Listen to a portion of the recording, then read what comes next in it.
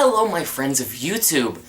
I've been offline for a while, and I'm thinking a lot of... I don't know if many people watch these, but if some people have been theorizing, oh my god, did he die or something? Because I haven't really been posting much on Twitter or anything. So, I'm back with a review I've been working on for a long time. Star Wars: The Force Awakens. It's finally here! The most anticipated movie of the year, I think, of my lifetime so far. And did it live up to the hype? We'll find out just now. But first, let me explain my I guess 13-year history, no, 10-year history with Star Wars, because I wasn't a Star Wars fan right from birth, because that would be very unusual. I don't think anyone would show their kid Star Wars when they're first born. That would kind of freak them out right away. But when I was 3, I first watched A New Hope on VHS tape, which I still have. The original trilogy on VHS tape, right here. I still hold it as a piece of memorabilia. I am such a nerd. But I remember loving the movie, and I remember being in awe the first time I saw Alderaan being blown up. I was like sad, and I remember seeing Death Star blow up for the first time, and seeing the Millennium Falcon first go into hyperdrive. It was such a great experience for me, and it really influenced my childhood. When I was young, I collected a bunch of little figurines called Galactic Heroes, which they've remade into preschool heroes now, which they released new ones for The Force Awakens, which they announced in that Comic-Con when I was there this year, so, sorry. But my childhood was very influenced around Star Wars, and while I watched the prequels more than I watched the originals, yeah, please, Internet, before you attack me, I'll let you know that I only watched the lightsaber battles. Literally, I did not know what the plot was of episodes 1 through 3 until I rewatched them a couple years ago. Because I didn't watch them for the story, I watched them for the special effects and for the lightsaber battles. And even that, the lightsaber battles were, like, so, like, high-tech and stuff, like, whoosh, whoosh, whoosh, but not like this, because this is from the new movie. But still, it was exciting. And the lightsaber battles might be some of the best things, although they're way too over-coordinated. It's ridiculous how like, non-practical all of it is. Like, how could someone just whip their lightsaber all around like that? It's ridiculous. But, I had a long history with Star Wars. And I remember loving the originals. I didn't watch the originals for the lightsaber battles. I watched them for the impact that they had on me. Han Solo was always a great character, but Luke was always my favorite when I was a kid. Maybe because they had more variations of Galactic Heroes on him, I don't know, but he was just a character I connected with more. Maybe he was the lead character, I don't know. But now, here we are, with a couple years ago, Disney bought Lucasfilm for $4 billion.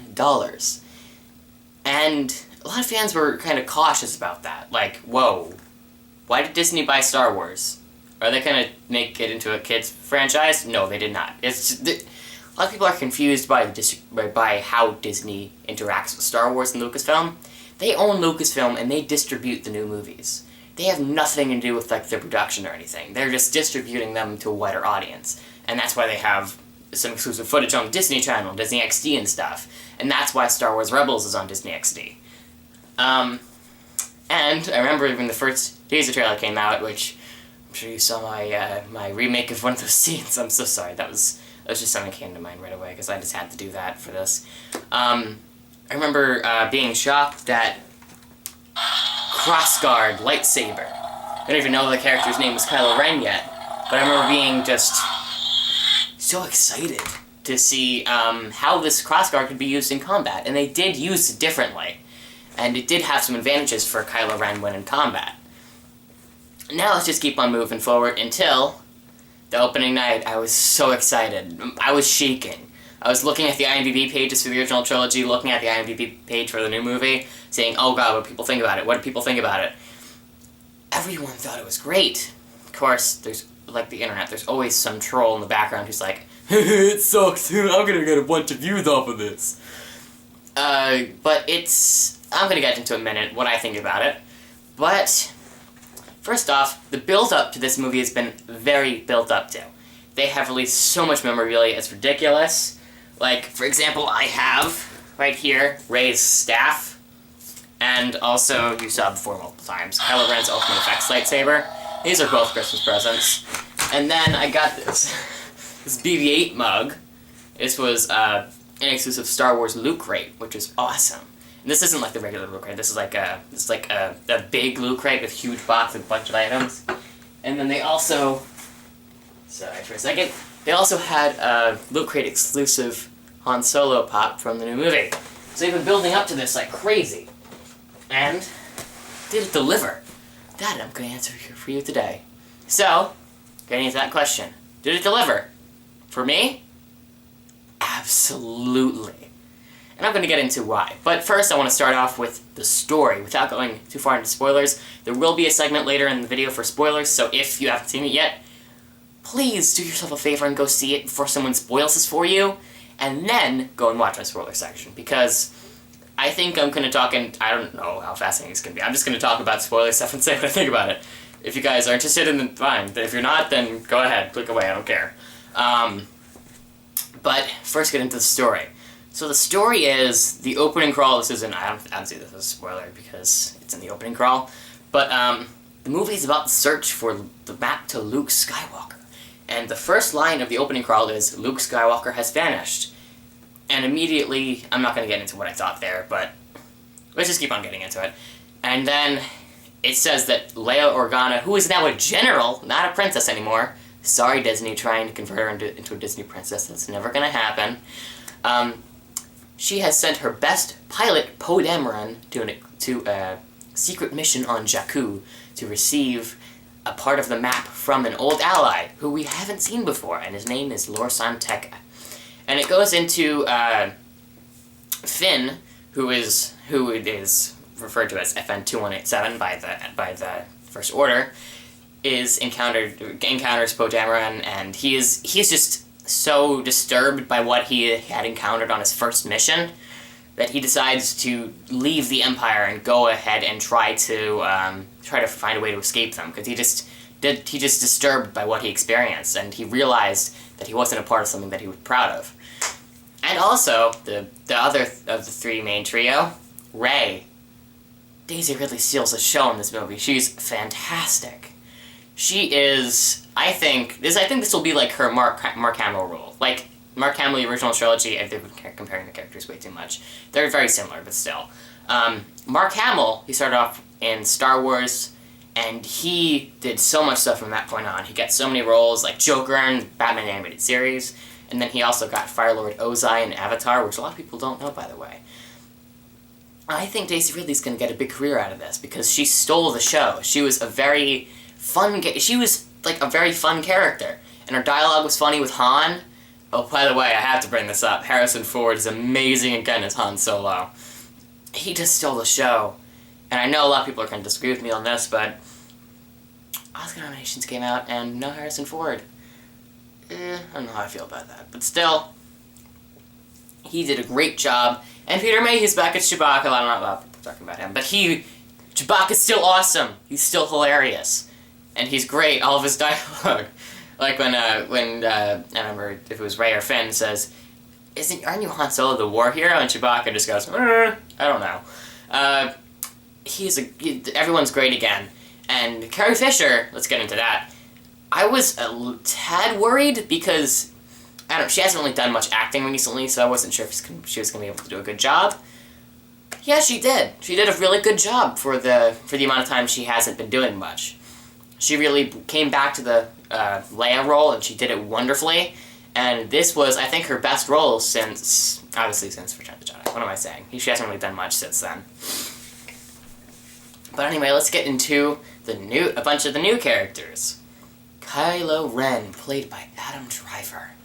I'm not going to talk much about him until the spoiler section of the review, so to make it brief, he's very rash, and he is a very intriguing villain, and I think that he is my favorite of the new characters. Because I like that he's human. He's a human character. I'm going to describe more why later in the review, but he is a person underneath the mask. And you understand why he's doing what he's doing. He's not like Darth Vader in A New Hope. Which I know, I hate to bash on Darth Vader, but he wasn't as intriguing in A New Hope as Kylo Ren is here now. Because, honestly, in New Hope, he was just kind of there, saying, I am Darth Vader. I am intimidating. And I bow down to Grand Moff Tarkin, but I'm still awesome. So, yeah, merchandise. Moolah. But still, I don't know what that was. Still, Kylo Ren is a great villain, and yeah, that's all I'm going to say about him, because, spoilers, keeping my lips sealed. And also, Domino Gleeson plays a character named General Hux, who is a very evil character. He is just nothing good about him. Like, he's just bad to the bone. And he's a very good character, and he didn't really do much in this movie, but he did leave a good impression on me for what he did. I don't know what everyone else is saying, but I think he is a good villain. I'd compare him to the new Tarkin, because he's intimidating, and he has odds with Kylo like Tarkin did with Vader. Like, Vader could bow down to Tarkin a lot of the time. Kylo doesn't always bow down to Hux, but he can when, in certain situations. But then also, let's get into another character by the name of Captain Phasma, as played by Gwendolyn Christie. I was honestly a tad disappointed by her character, because she is still a good character, but I'd compare her to, like, Boba Fett. Like, she left a good impression, but, she didn't really do much. I'll be excited to see if they give her an origin story and, like, explain her more in Episode 8. I really hope that they do, because the actress seems like she's done a lot of really good stuff. And I would love to see her bring an awesome, really tough character to Star Wars. And I'd love for them to turn her into more of a human character in Episode 8. And yeah. Now, let's get into the behind-the-scenes stuff. J.J. Abrams. A lot of people were very concerned with with him being chosen to direct this film, because a lot of people didn't like the Star Trek movies. What's wrong with them? I love them. They're amazing. And even Star Trek Into Darkness, which a lot of people are saying, oh, it's too much of a Wrath of Khan ripoff, yeah. It's still a good movie, and it does its own thing with the characters.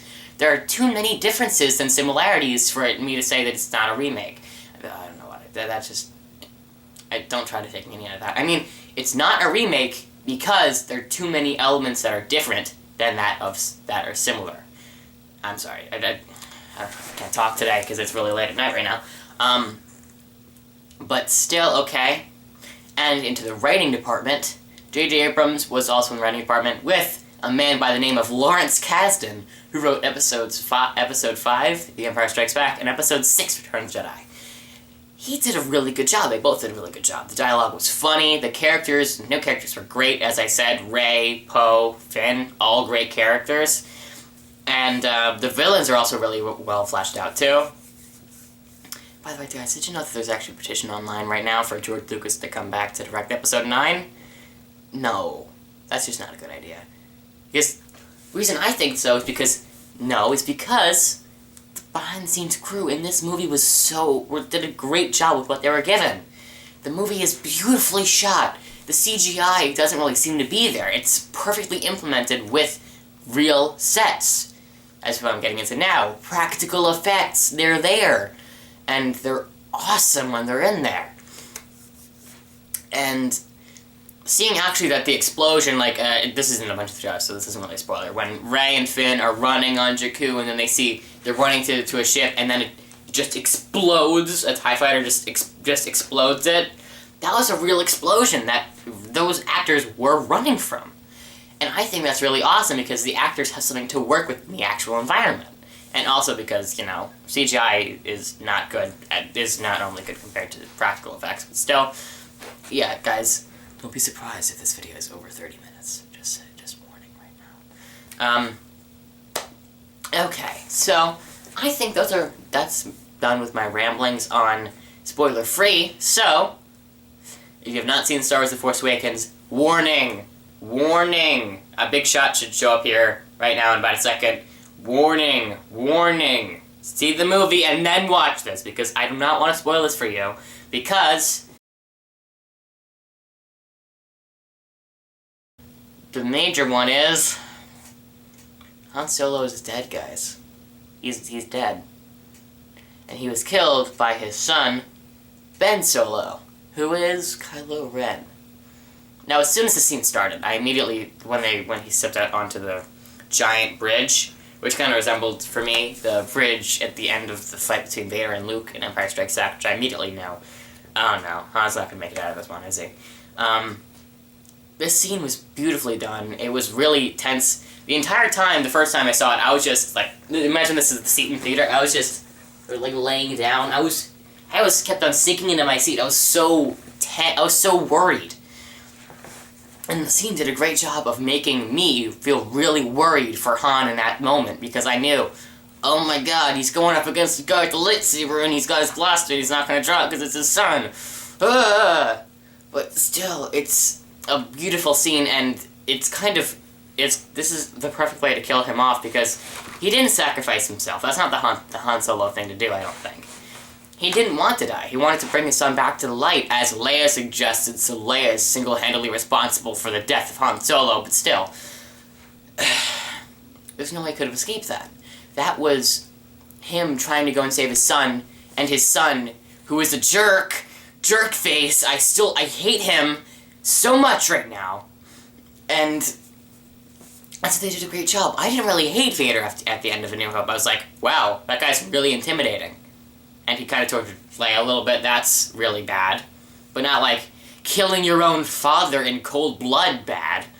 Now, I hate Kylo right now more than I did Vader in A New Hope. So, yeah, that's really good that they made me hate this new villain more than the old villain so quickly. Now, with those big spoilers like death and character identities, let's get into a really big thing here. The two CGI characters in the film, which a lot of people said looked out of place, I didn't really notice, with Snoke at least, I'm going to get into first. Supreme Leader Snoke, who is the ruler of the First Order, who, by the way, I think personally is Darth Plagueis, because, I mean, come on. He looked, just go ahead and, after you see the movie, go ahead, Google a picture of Darth Plagueis. Do not tell me that he does not look exactly like Snoke.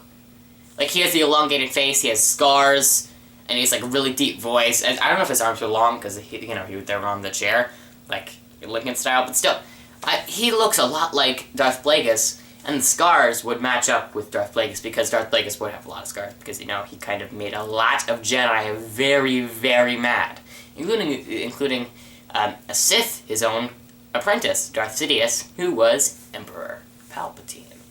And I think that he's like the new Emperor Palpatine, but I think this would be really good if they took it a step further and made this new Emperor character the master of the old Emperor, so it's like one-upping it. And it was revealed sort of, I don't know if you guys noticed this, but when the rocks are falling after Starkiller Base is being attacked, I'll get into that in a minute, you see the rocks go through it and it's a hologram. He's not really that tall, I don't think. I think he's like almost like a little bit taller, like a couple feet taller than the regular characters. I don't think he's like monstrous huge. I think that's like a Wizard of Oz thing to sort of make him seem a lot more intimidating than he is. And now let's get into the second CGI character, Maz Kanata, who I thought she was a really great character, but the shots, she might have looked a tad out of place at most. I still thought she was a great character, and people were saying, like, her climbing on the table, oh, that's so prequelish and humor. No, it's not. That wasn't any humor. That was just making the character seem much more fleshed out. That was showing us actions of the character. And I don't think that's a bad thing. I think that's just what they wanted to do with the character of Maz, who, by the way, is played amazingly by Lupita Nyong'o. And also, if I didn't mention before, that Snoke is played by Andy Serkis. Gollum from Lord of the Rings. Awesome. But Lupita Nyong'o won an Oscar a couple years ago for 12 Years a Slave, so of course she did a great job, and she's an awesome character. She's actually my mom's favorite new character, which I think is really interesting. And yeah, another big spoiler, the Starkiller Base. This is probably one of my least favorite elements of the film. Because I know I've been saying how I'm gushing about, oh my god, it's so awesome! There's still some things that, there's still a few things that just kind of bother me a little bit. Like the Maz Kanata looking a little bit out of place kind of bugged me a little bit. But this just kind of bugs me a little bit. That they somehow decided to make a Death Star number 3. Yeah, it's so much bigger because, oh, it can destroy a whole system now. What a big improvement! That's just like multiplying the amount of planets by... no, 5. Big whoop. It's been 30 years. I'm sure someone would have perfected that by now. But it is Death Star number 3 because they blow it up the same way. They break through one of the things, I don't know what it's called, but it's like a circular thing on the surface of the planet. They break through it, and then Poe Dameron goes and just shoots like crazy all of it, and it just blows up. That is Death Star again! Although before it had to be much more precise. Like, you have to shoot directly into this port, which will go right to the main generator. So at least the first ones are more protected. This one is just a thing right out in the middle of the open that you can shoot down and go through. It's not, at least it's not as bad as Death Star number 2, because there was literally a whole space for a ship to go through. You didn't even have to break through anything. You could just fly through it and then shoot a thing and then fly out and it's done. But, this was my least favorite thing about the movie. And that's not saying much, because I still think it looked cool. The design was cool. The fact that it was actually built onto a planet, a snowy planet, was neat. And when they had the whole rally thing, when Hux was narrating a whole rally with all the stormtroopers lined up, that of course mimicked World War II images with Hitler and Nazis.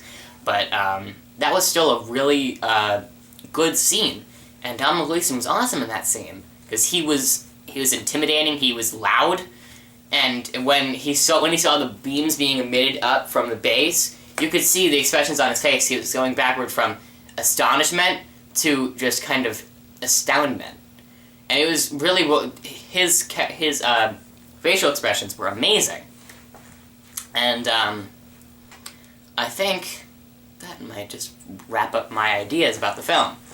Now, what would I give it? Actually, for the first time, I'm not going to give this movie a rating. For the other 2 movies I've reviewed, I gave them a rating. This time, I'm doing it differently. Not a rating.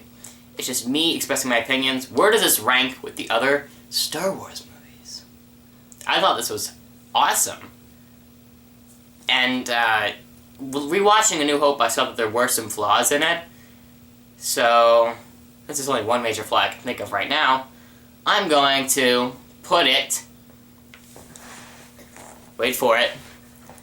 My number 2 favorite Star Wars movie of all time after The Empire Strikes Back and before A New Hope, Return of the Jedi, Revenge of the Sith, The Phantom Menace, and Attack of the Clones. Boom! I'm saying this is awesome. Not as awesome as Empire, but still awesome. A little tad bit more awesome than A New Hope. Because there were a few more flaws I noticed in A New Hope than I did in The Force Awakens. So, here you go. That's it. If you have any problems with this, deal with it. It's not related to you in any way. If you feel offended that I love this movie, that's stupid. You should please go do something else more your style, like all the rants, like Star Wars: The Force Awakens sucks. There are like 100 videos on YouTube about that. So why don't you go watch one of those if you hated the movie? Go ahead, watch one of those. If you liked it, if you liked the movie and if you agreed with some of my opinions, maybe you could go ahead and leave a like on the video and let me know that if you agree with me on this. And if you have anything you want me to elaborate on, like if you have any things you want me to touch on, because I couldn't touch everything on a video like this. So if there's anything you want me to talk about in the comment section below, if there's any questions about, we want to know what I thought about something that I didn't talk about here, go ahead and leave it in the comment section below. I'll be sure to respond. I respond to every comment that I get. Yeah, and if you like this video, and you really want to just click one button and help me out big time, you can go ahead and click the subscribe button down below. And I'm going to have my links to all my social media accounts and everything down below if you want to stay updated for when my new videos are coming out. So, yeah. This is probably the most time I spent on a video. I'm most excited I've been for a video because Star Wars! Yes! Try not to fanboy too much, Aiden. But yeah. Me and BB-8 wish you guys goodbye. And until next time, guys, adios, amigos. Okay, so I'm back. I know this is kind of weird, but this is filmed like a couple days after, and I'm at Jack's house now. Go and subscribe to him. Link in the description below to Mission Cow. Yeah. Okay, so... Also, subscribe to our channel. We made our own, gaming and vlogs. Oh, I kicked the tripod. Link also in the description below. So we are filming in my nerd cave. Yes. As opposed to his. Yes. His is still probably cooler, but I'm still doing work. It's very new. Okay, so to start off this... what are we reviewing today? You never actually mentioned to me. Are we The Force Awakens. Okay. So what did you think of The Force Awakens? I thought it was... Well, I thought the production value was absolutely incredible. The effects were really amazing. 5 Oscar nominations, that proves it. But the plot was nearly the same thing as A New Hope. Yes, but the video pointed out that I saw by Chris Stuckman, I might put a link in the description below, it pointed out that there are many similarities also like that with the prequels too, and yet it felt completely different. Yeah, but I mean, I loved the almost completely new characters, all of them. I just love the relationship between Finn and Poe. Hashtag FinnPoe. We have to think of a better ship name. Someone needs to think of a better one. It's literally There's just combined probably names. somewhere out there already. Yeah. Because I know a lot of people, especially on Tumblr, There are so many fan are pages already shipping. Probably also like Luke and Darth or something. Oh yeah, I'm sure that started. I'm sure that's a thing. Luke and Leia was a huge ship back in the 80s. Well, yeah, because they were already like... Because they actually did kind of make out in Empire Strikes Back, which was really, really weird now looking back at it. Or is it Wincest? Don't kill me, please. Okay, let's just keep it going. Anything else you had a problem with about the movie? No, not really. I loved everyone's acting. Yeah, the acting was fantastic. I loved how they brought back the Jedi mind tricks. That was a good one. Well, I think my only flaw with it, which you guys have probably seen because I had it in the review, is I didn't really like Starkiller Base that much because it didn't really seem like it was that much of a. It's the third Death Star basically. Because the place was huge and we saw very little of it. And honestly, I feel like I know J.J. Abrams loves A New Hope, and that he said in multiple times that that's his favorite Star Wars movie. I've actually heard George Lucas hates the new movie. Well, he contradicted himself because the prequels were so good. Dude, the man who thought that Howard the Duck was an okay movie in the 80s says that this movie's awful. You know, he was behind that, right? No. He was in production of that movie. Okay, let's forget about those awful 80s movies. Yes. Okay, please. let's just Force Awakens. So my haircut is terrible right now. I look like a freaking ginger right now with the lighting. Look at me in the camera. I look like a ginger right now. Yeah, this is very interesting lighting because the light's literally like right above us. Well, that's why I have this lighting because it's good lighting. Good lighting. I was gonna say something. Okay, what are your theories for Episode 8 now after seeing The Force Awakens? I don't really have any, to be honest. Honestly, I've had so many conversations about theories and how who could be who. I think Rey's either a Skywalker or a Kenobi. I hope... Oh, wait, he already... Okay, I hope Kylo died. He didn't die. He's alive, and he's coming back for Episode 8.